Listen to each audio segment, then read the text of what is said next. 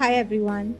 I've been getting a lot of questions from young girls uh, asking me how to spot something which is not sustainable, how to spot a toxic relationship.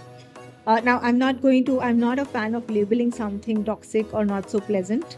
However, yes, there are certain things we need to check when we get into a relationship, right?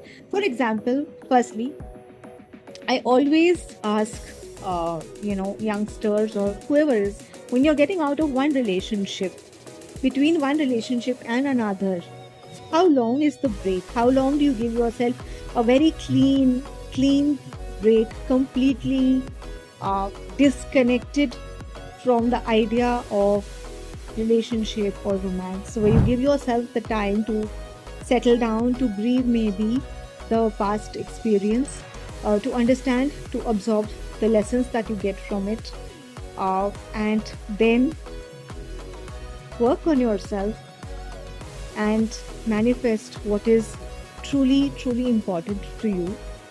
And when we do that, and when we come out of a relationship, we not only understand better what we want, but we also have an opportunity to work on ourselves and fix whatever we can fix to improve the quality of our energy, our frequency, what we want to attract in our life, so that when we walk into the next relationship, we are a lot more prepared, we are ready, we are excited with fresh new energy, which is a little, I would say, a higher frequency energy as compared to the earlier relationship.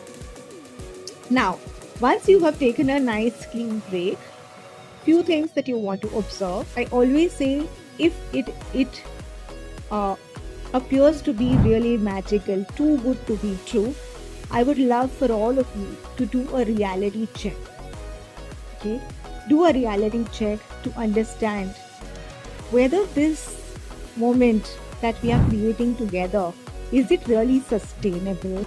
And if your answer is yes, it is something doable by both of you, it's second nature for both of you, then all the very best. You may be uh, at the beginning of something very beautiful and long lasting. If your answer, however, to this honestly is no, I would say please observe, this could be a red flag.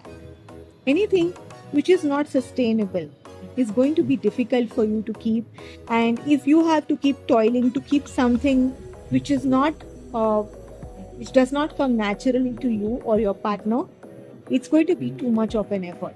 Both people, it's going to be draining eventually. So, yes, do observe that, and I will soon share with you a